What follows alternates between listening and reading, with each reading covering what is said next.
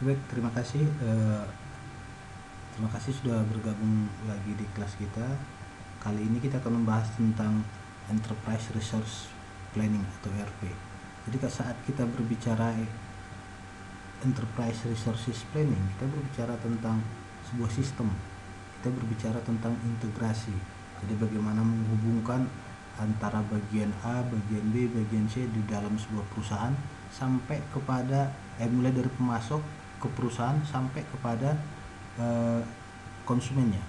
Jadi di sini kita lihat di gambar ini ditunjukkan bahwa semua bagian mulai dari keuangan, HRD, indeks performance-nya, baru sales manajemennya, engineering bagian tekniknya, bagian manajemen, production planning atau perencanaannya, purchase manajemennya, pembelian, penggudangan, quality controlnya, baru manajemen produksinya, sampai ke pengapalan, itu terhubung di dalam sebuah sistem namanya ERP. Jadi inilah gambaran dari ERP itu. Jadi kalau kita mengartikan ERP ini merupakan sebuah sistem informasi perusahaan yang dirancang untuk mengkoordinasikan semua sumber daya ini dan semua informasi dan aktivitas yang diperlukan untuk sebuah proses bisnis. Itulah dia ERP. Jadi ERP ini merupakan, kalau kita masuk ke bagian e-commerce-nya, ERP ini adalah sebuah sistem. Jadi dia sebuah sistem atau software yang mengintegrasikan semua departemen atau fungsi yang ada dalam perusahaan di dalam sebuah komputer. Jadi mulai dari departemen penjualan, supplier, HRD, produksi, keuangan, dan lain-lain itu terhubung di dalam software ini. Jadi sistem ERP ini secara modular biasanya menangani proses manufaktur, logistik, distribusi, persediaan atau inventory, pengapalan atau shippingnya atau pengiriman, baru invoice-nya, dan bagian keuangan perusahaannya.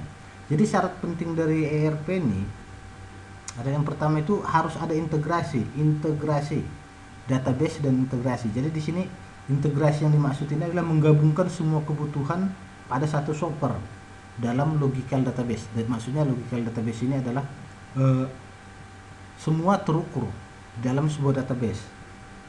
Jadi sini database-nya kita itu bisa diakses oleh semua orang. Bagian produksi bisa mengakses, bagian keuangan bisa mengakses ini. Jadi kalau sekarang mungkin di sistem belanja online ya bisa kita temuin itu. Jadi contoh seperti ini, kita masuk ke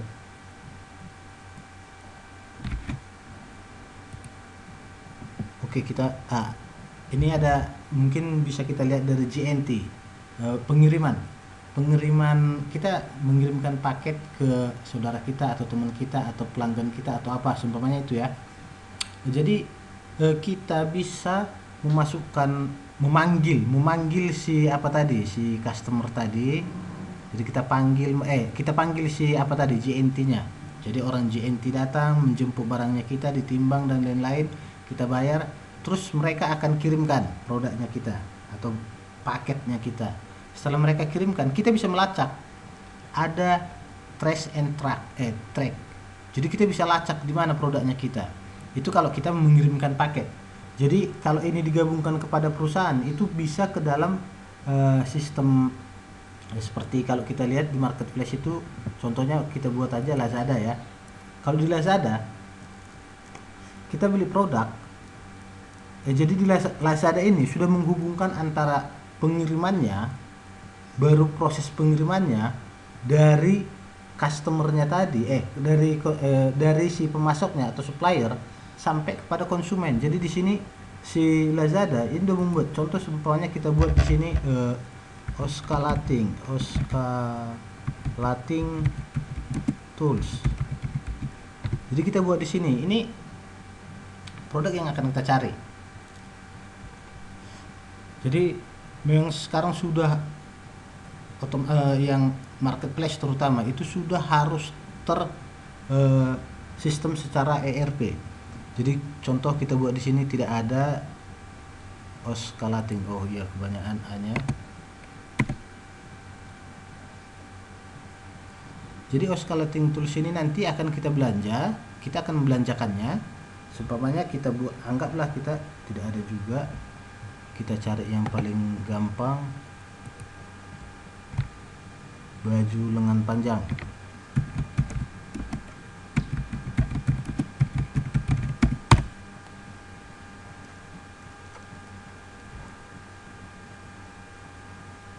Jadi di si Lazada ini sudah menghubungkan antara si penjual. Jadi penjualnya ini bukan Lazada.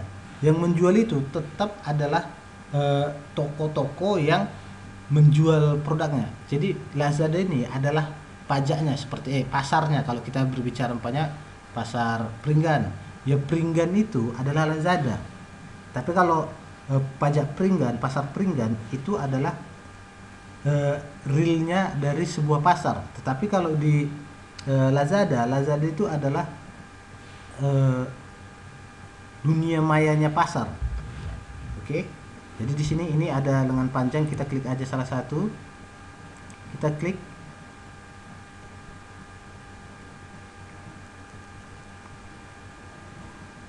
Jadi si pemasok dari baju ini adalah si Delicia Fashion. Inilah nama apanya. Jadi dia COD juga bisa, lambat sekali internetnya.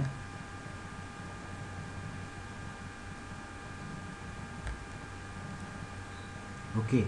Jadi di sini ini udah ada bajunya yang kita lihat di sini. Kita lihat tokonya di mana? Toko dijual oleh Delicia Fashion. Inilah tokonya. Jadi di sini kita juga bisa membahas seperti sebelumnya kita sudah lihat bahwa harus ada modul seperti ini dia agar bisa komunikasi antar si konsumen dengan pemasok atau penjual. Jadi kita udah pesan kita anggaplah kita udah pesan dari si Delicia Fashion. Barang ini kita bayarkan melalui e-payment dan lain-lain. Setelah itu nanti barang itu setelah dia kirim, dia bisa sendiri si Delicia Fashion ini bisa melacak udah sampai mana produknya dia.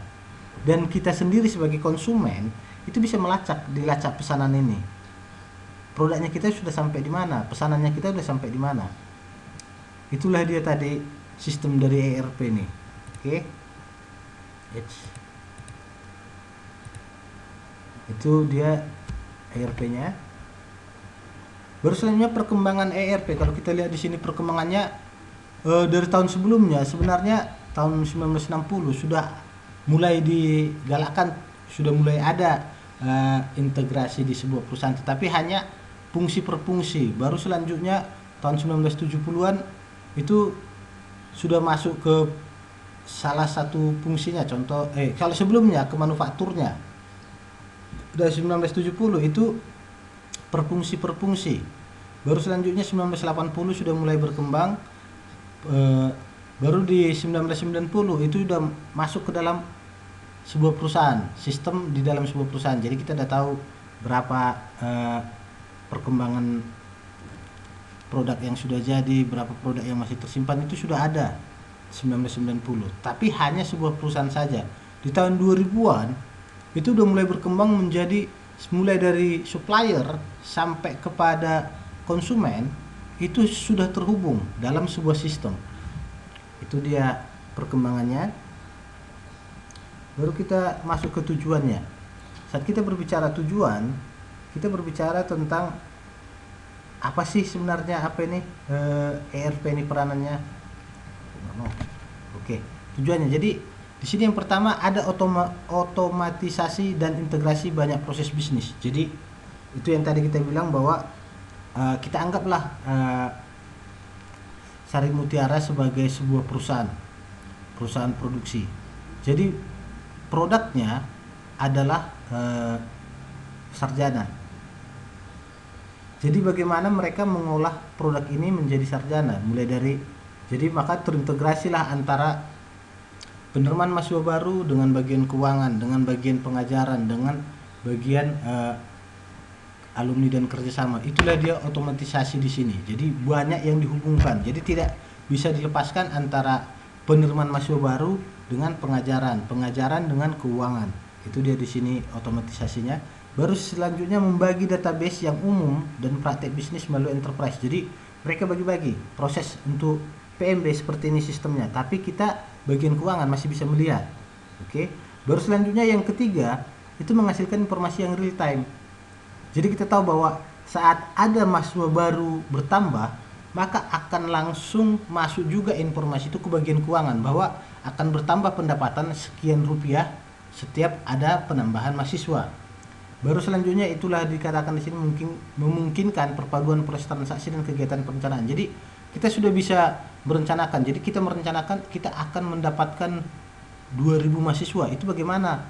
Dengan itu harus terintegrasi dengan bagian penerimaan mahasiswa baru dengan bagian pengajaran dan bagian keuangan. Itu agar kita tahu bahwa targetnya kita sekian, yang kita dapat sekian, dan penghasilannya kita sekian, dan harus seperti apa kita olah yang dapat tadi itu. Itu dia di sini tujuan dan peranannya. Baru selanjutnya kita ke gambar. Ini ada konsep dasar ERP. Di gambar ini kita bisa lihat ada 3 bagian, yaitu front office, corporate reporting, dan back office. Saat kita berbicara front office, berarti dia itu bagian distribusi, marketing, sales, dan lain-lain sampai ke konsumen. Jadi front office dalam sebuah perusahaan itu ada 3 bagian. Mulai dari 3 bagian dalam perusahaan: front office, corporate reporting, jadi yang akan melaporkan semua kegiatan ini. Baru selanjutnya bagian back office yang akan mengolah semua kegiatan ini. Jadi kita sudah mendistribusikan produknya kita. Jadi produk ini masuk dari central database, ini keluar berapa yang keluar produknya kita, dan seperti apa pengapalannya, dan seperti apa pengirimannya, dan sampai mana pengiriman produk kita ke konsumen ini. Oke, itu dia front office. Begitu juga dengan service application-nya. Baru back office, kita mulai menghubungkan antara si supplier dengan financial application, baru manufacturing application atau proses produksinya dengan persediaannya kita sudah seperti apa. Jadi itu harus terinformasi, harus terintegrasi dengan central database. Jadi back office ini yang mengolah semua barang sebelum nyampe kepada konsumen, mulai dari mereka mengolahnya, mengelolanya, mulai dari supplier sampai ke database itu. Jadi kenapa berhubungan dengan human resources development, human resources management? Karena human resources management ini yang akan mengetahui berapa sih kebutuhannya kita saat akan memproduksi sebuah barang sekian banyak. Begitu juga dengan persediaannya dan lain-lain. Jadi mereka harus terhubung.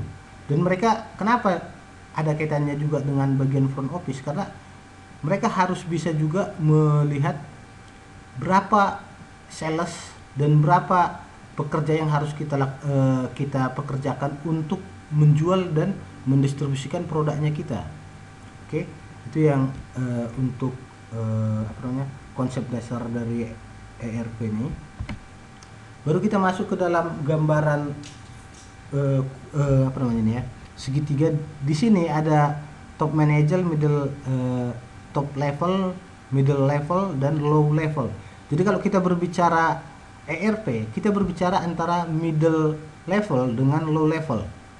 Jadi kalau top level ini kerjanya adalah memutuskan apa atau membuat sebuah kebijakan yang akan dilaksanakan oleh sebuah perusahaan. Jadi kita mau membuat target penjualan itu 1 juta, nanti penghasilannya harus sekian. Itu kebijakannya mereka. Yang mengerjakan adalah middle level dan low level. Jadi disinilah aplikasi dari ERP itu dipergunakan, yaitu untuk membuat transaksi dan membuat keputusan apa yang harus kita lakukan. Oke, makanya di sini terhubungan produksi, human resources, dan sales marketing.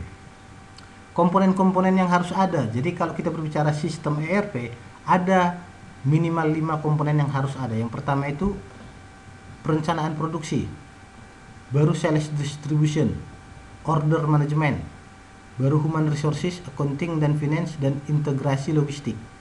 Jadi kelima hal ini harus ada, 5 komponen ini harus ada. Oke, masuk ke alirannya. Kalau kita berbicara aliran, kita berbicara tentang bagaimana sih ini berjalan. Jadi kalau kita lihat di sini, production material ini berarti dari supplier. Jadi barang yang masuk itu adalah dari dari production material. Ini masuk dari supplier ke proses produksi. Dari proses produksi ini akan akan menghasilkan beberapa produk yang sesuai dengan pesanan. Dari pesanan inilah kita akan mengirimkan ke konsumen. Jadi di sini adalah konsumen. Jadi di sini ada namanya sebelum masuk ke proses manufacturing ini sudah harus dilakukan planning proses. Apa yang harus kita lakukan saat akan memproduksi sebuah produk. Jadi di sini masuk planning. Ada di sini bagian forecast requirement atau peramalan requirement. Di sini ada juga berapa banyak nanti konsumen kita atau peramalan atau prediksi jumlah konsumennya kita. Agar bisa kita ketahui harus seperti apa atau bisa kita buat seperti apa nanti perencanaan dari proses produksinya kita. Jadi dari dari perencanaan ini kita tahu bahwa kita harus membuat seperti apa untuk purchase-nya. Baru selanjutnya ordernya harus seperti apa. Oke, kita masuk implementasinya. Saat kita berbicara implementasi, kita berbicara tentang langkah strategi migrasi data yang dapat menentukan kesuksesan implementasi ERP. Jadi dari supplier ke perusahaan, dari perusahaan ke konsumen. Jadi itulah dia di sini dikatakan migrasinya. Jadi yang pertama itu adalah mengidentifikasi data yang akan dimigrasi. Berapa yang kita butuhkan? Seumpamanya tadi dari planning proses tadi, dari planning proses kita targetnya kita 1 juta barang. Maka bahan baku yang kita butuhkan adalah sekian A, sekian B, sekian C. Itu yang akan kita belikan, akan kita belanjakan di kita akan kita belanjakan dari supplier. Baru selanjutnya menentukan waktu dari migrasi data. Jadi tadi kita bilang 1 juta perencanaannya kita itu dalam berapa minggu dan harus seperti apa membagi semua data-data itu tadi. Jadi seumpamanya 4 minggu. Minggu pertama akan kita buat 250.000 unit. Maka harus kita buat bahan bakunya harus seperti apa. Itu yang akan kita migrasi. Baru selanjutnya membuat template datanya, menentukan alat, memutuskan persiapan dan lain-lain. Itulah implementasinya dari apa ini. Jadi apa sih kelebihan dan kekurangan ERP? Yang pertama akan kita bahas adalah kelebihannya. Kelebihannya pertama, integrasi antara area fungsional yang berbeda untuk meyakinkan komunikasi, produktivitas dan efisiensi yang tepat. Itu yang tadi kita bilang bahwa karena sudah terintegrasi sehingga tidak ada yang bolong, dalam artian seperti ini. Kita anggaplah toko, kita buat toko nyata, anggaplah kita Indomaret.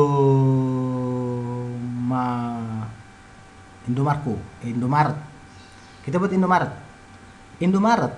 Saat kita ambil sebuah produk di sana, contoh kita ambil minuman susu beruang. Kita ambil susu beruang 1 biji. Terus kita bayar ke ke kasir. Maka itu akan otomatis langsung akan langsung terinput ke database bahwa persediaannya kita berkurang 1 dan uangnya kita bertambah sekian rupiah. Itulah dia di sini integrasi. Jadi ada efisiensi yang tepat. Baru selanjutnya rancangan perkayasaan pelacakan pemesanan dari penerimaan sampai fulfillment. Dalam artian di sini rancangan ini kita sudah tahu bahwa nanti kita memesan barang seberapa banyak nantinya. Jadi andaikan barang kita kirimkan, si perusahaan distribusinya itu mengirimkan barang selama 1 bulan per bulannya itu 2 kali, maka berapa banyak yang akan kita pesan kalau seandainya barang yang sudah habis dipakai itu berapa persediaan kita yang tersisa di perusahaan. Jadi itu di sini perancangannya. Baru selanjutnya mengatur saling ketergantungan antara proses penagihan material yang kompleks. Jadi di sini kita juga sudah terintegrasi. Jadi kita gampang untuk tahu bahwa pendapatannya kita berapa. Baru selanjutnya pelacakannya. Ada 3 pelacakan di sini, yaitu pertama pemesanan pembelian, berapa barang yang kita beli, itu sudah ada di situ tersedia. Jadi saat kita mengeluarkan uang 1 juta, berapa barang yang kita terima. baru penerimaan inventory. Jadi saat sudah kita beli tadi uang barang sejumlah 1 juta tadi, maka berapa persediaan kita, yaitu penerimaan inventory itu di sini persediaan. Baru selanjutnya masuk ke pembiayaan. Berapa biaya yang akan kita habiskan untuk menggudangkan produk itu tadi. Baru selanjutnya adalah akuntansi dan untuk keseluruhan tugas, melacak pemasukan, biaya, keuntungan pada level ini. Jadi accounting di sini atau bagian keuangan ini udah lebih gampang untuk tahu seberapa besar pemasukannya kita, seberapa besar biaya yang harus kita keluarkan. Itu kelebihannya. Baru kekurangannya, terbatasnya kustomisasi dari perangkat lunak ini. Jadi sistem ERP ini kan sebuah software tadi kita bilang. Jadi dia ya tergantung dari programmernya, dia mengembangkan produk untuk perusahaannya kita seperti apa, dia menjual produk ke kita seperti apa. Apakah dia menjual produk yang benar-benar lengkap seperti yang kita lihat tadi di Lazada atau mungkin marketplace semuanya itu udah hampir lengkap produk layanan yang mereka berikan, mulai dari pembayaran terus berkembang. Baru sistem ERP sangat mahal, itu yang kita bilang tadi, karena software tadi itu dibuat oleh pengembangnya. Jadi kita nggak bisa mau beli software ERP, itu nggak semurah yang kita bayangkan. Baru selanjutnya perkayasan kembali proses bisnis menyesuaikan dengan standar industri yang telah dideskripsikan oleh sistem ERP yang dapat menyebabkan hilangnya keuntungan kompetitif. Jadi kalau kita berbicara perkayasaan proses bisnis ini, kita harus sesuaikan. Kita ingin ERP yang tinggi, yang sangat bagus, tapi pabriknya kita masih pabrik yang manual, itu kan nggak cocok dengan sini. Jadi pesanan bisa banyak, tetapi kita nggak mampu memproduksi dengan baik. Itu yang di sini dikatakan perkayasannya harus menyesuaikan dengan standar industrinya kita. Baru ERP sering terlihat terlalu sulit untuk beradaptasi dengan alur kerja dan proses bisnis tertentu dalam beberapa organisasi. Jadi kalau kita bilang ERP, ini kan sebenarnya dia terukur, dalam artian hal-hal yang bisa terukur dia bisa lakukan. Contoh, menghitung 1 dia mampu. Tapi kalau menghitung baik atau tidak, dia belum tentu mampu. Karena dia kan bahasa program. Bahasanya antara 1 dan 0, 1 dan 0. Tidak ada baik, sangat baik, amat baik, buruk, sangat buruk, dan sangat amat buruk. Itu tidak ada di ukurannya ERP ini. Itu yang kita katakan di sini terakhir, sulit untuk beradaptasi dengan alur kerja. Karena ada beberapa perusahaan, contoh seperti layanan jasa. Itu kan kita sudah bagus belum layanannya kita? Oke, barang sudah sampai, tapi apakah konsumen itu luas? Apakah konsumen itu puas? Kan belum tentu. Ukuran puas itu kan tidak terukur. Oke. Jadi itulah sekilas tentang ERP untuk perkuliahannya kita kali ini. Jadi terima kasih atas perhatiannya. Mungkin kalau ada pertanyaan silahkan diskusi di dalam forumnya kita. Terima kasih, sampai jumpa di pertemuan berikutnya.